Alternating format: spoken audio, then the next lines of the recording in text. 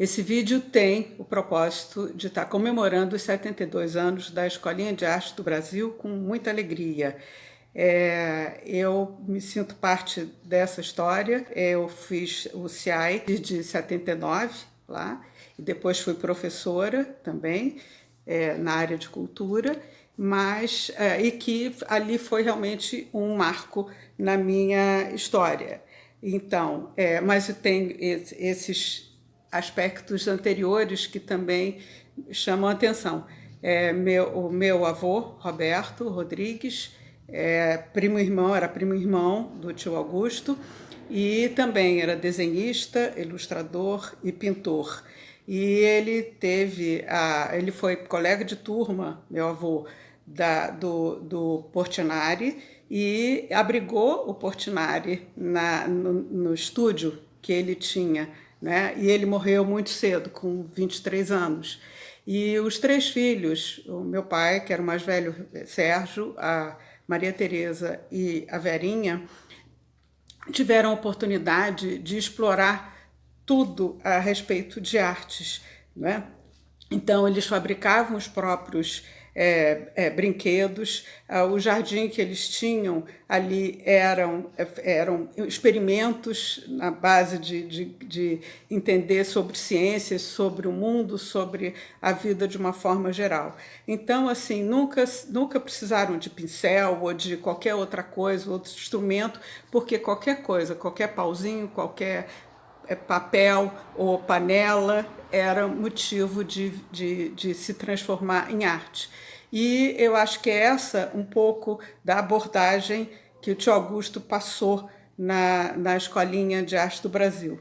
Né? Então, por exemplo, na época que nós fomos, nós quatro filhos, né, do meu pai, passamos por uma escola em que tinha o Halloween, então todas as fantasias eram feitas de papelão, do meu pai fazia para nós, né? Então, assim, caixas de papelão, papai fez uma casa para a gente também no nosso quarto, então as fantasias, então esse movimento da arte, o quanto que foi presente na história como uma coisa comum, não era uma coisa de artistas ou era para qualquer pessoa. Então, assim, a importância da criança poder compreender o seu mundo através da arte e ser respeitada e não ter a necessidade de fazer uma casa, um cavalo, ou qualquer coisa da forma como os adultos achavam que era. Então, assim, buscar dentro da gente, da própria criança, o que realmente ela queria estar expressando. Então, o tio Augusto, das reportagens dele, ele fala da criança que falou, não, meu céu é vermelho, entendeu? E daí? Então, assim, cada um vai fazer as coisas do seu jeito. Então, e foi interessante porque eu fiz história, eu estava fazendo faculdade de história, e meu pai, como arquiteto e designer, eu achei que, na realidade, eu precisava desenvolver esse lado também. E fui fazer estágio no escritório de arquitetura dele. E, na realidade, não era aquilo bem que eu estava procurando. E aí minha madrinha me sugeriu, na mesma rua, a oficina de arte da Maria Tereza Vieira, e que eu acabei ficando, fiz vários cursos com ela, aprendi muito com ela, e acabou que ela percebeu que meu foco era mais arte e educação. Então, eu levava as caixas de papelão das cadeiras do meu pai para a oficina de artes lá da Maria Tereza, que eu trabalhava com crianças. Então, assim, virava o mundo. Aquilo me dava muito prazer. E ela acabou me indicando que eu deveria fazer o CIAI, que era a formação em arte e educação, lá na escolinha. Uma outra situação também que eu tive fora da escolinha, isso anos antes, né, uns 10 anos antes, eu devia estar com uns 12, 13 anos, o meu pai tinha levado um grupo de pessoas para conhecer o ateliê do tio Augusto, lá no Largo do Boticário, e depois saímos todos para almoçar no restaurante e tinha um casal de americanos, né, que estavam encantados com todo o trabalho dele. E foi incrível, porque depois que acabou o almoço,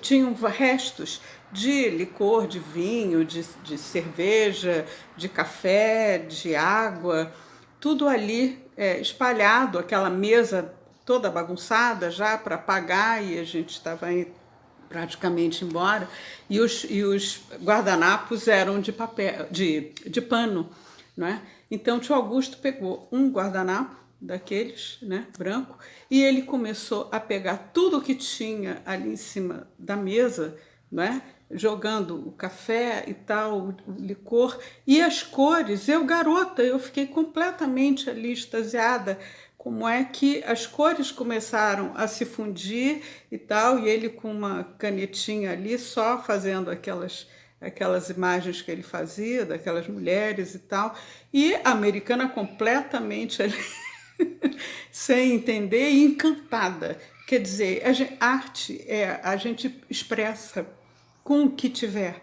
Então, acaba sendo uma necessidade que a gente tem de poder criar, e a gente lembrar de todas as evidências, né, que nós temos dos nossos antepassados, da pré-história, dos indígenas e tal, de como a necessidade de se expressar nas cavernas, de poder não só criar um utensílio que tem uma razão de ser, tem uma utilidade, mas por que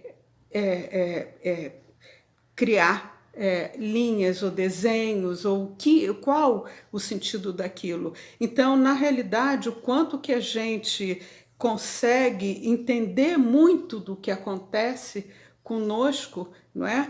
Ou expressando através da arte. Então, a arte materializa aquilo que a gente não está conseguindo entender e não está dando conta do que está acontecendo. Então, na hora que a gente materializa, parece que a gente pode controlar e entender melhor, né? É aquele tisão, né? O búfalo ali na pré-história, que na medida que ele retrata ali, desenha ali, parece que ele tem o poder de estar tendo a força de poder estar lutando contra. Ter tido a oportunidade de ser aluna dele em alguns momentos foi realmente muito, muito forte para a minha vida como profissional, porque o meu projeto foi trabalhar com pessoas e através da arte, né? Então essa é a minha grande paixão.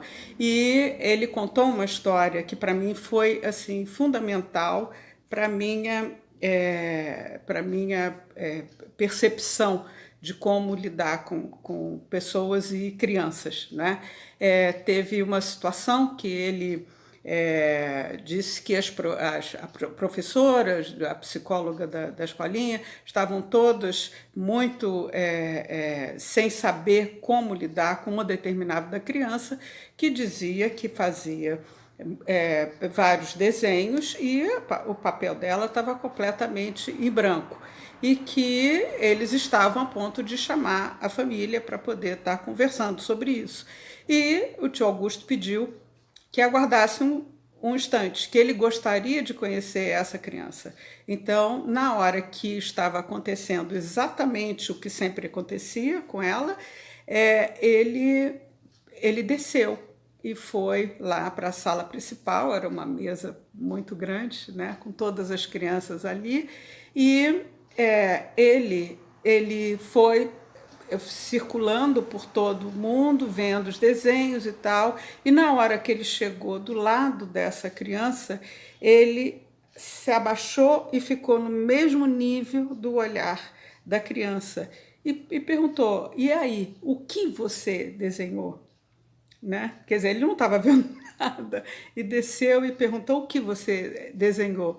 E aí ele disse: ah, eu desenhei essa casa, esse passarinho, essa árvore e tal, e descreveu tudo que ele estava desenhando. E tio Augusto olhou exatamente na linha e, e viu. Ele viu exatamente tudo que a criança estava dizendo que tinha feito. Então, assim, na realidade, ele falou: ah, é? O que faz com que você desenhe com esse lápis cera branco? Aí ele falou assim: não, eu sou pequenininho, os lápis ficam no meio da mesa, e na hora que eu vou pegar, todo mundo já pegou, o único que fica para mim, que eu sou pequenininho, é o lápis branco. Então, quer dizer, eu guardei isso de uma forma tão intensa, porque na realidade a gente precisa entrar nesse rapport, nessa sintonia com a criança, o mundo dela, como ela está expressando, o que será, antes da gente julgar ou de perceber qualquer outra coisa. Isso foi, assim, fundamental na minha história como arte educadora, como educadora para crianças, para idosos, para empresas, para qualquer atividade que eu desempenhe. Dentro dessa lógica da gente entender a arte como alguma coisa que vem de dentro para fora e não de fora para dentro, tem duas histórias que foram muito importantes na minha vida. Primeiro, ler o livro que meu tio escreveu sobre a infância do Portinari. Eu fiquei muito impressionada porque ele, menino, ele desenhava no interior de São Paulo, na terra batida ali, né? E o que ele via eram os trabalhadores dos cafezais que chegavam e partiam ali de manhã cedo e na volta para casa, e o que ele via era na altura dele, do olho dele. Ele estava desenhando ali no chão e o que ele via maior eram os pés. Então, assim, se a gente olhar toda a pintura do Portinari, o quanto os pés é que realmente fizeram a diferença, né? Aqueles pés descalços, né? Muito grandes e tal. Quer dizer, por quê? Porque aquilo era a realidade dele. Ah, tá desproporcional. Não, era para ele, os pés eram daquele tamanho mesmo. Então, isso é uma coisa muito forte que ficou registrado nele. Isso é a maneira que ele estava ali se organizando internamente. E outra que me chama muita atenção, a criação do Davi por Michelangelo, né? Quer dizer, na hora que as pessoas viram o encanto que foi, né, a estátua de Davi, e perguntaram a ele, né, mas me diga uma coisa, como você conseguiu fazer uma obra tão esplendorosa, né? Ele falou: não teve ciência nenhuma. Eu tinha um bloco de pedra, eu tirei os excessos apenas e apareceu o Davi. Então, eu acho que é um pouco isso, não é? Quer dizer, a arte não é só a expressão da pessoa, e que, de alguma maneira, quem se identifica com aquilo, se impressiona, é que está dando um valor àquilo, né? A pessoa já ela é uma questão muito pessoal, né?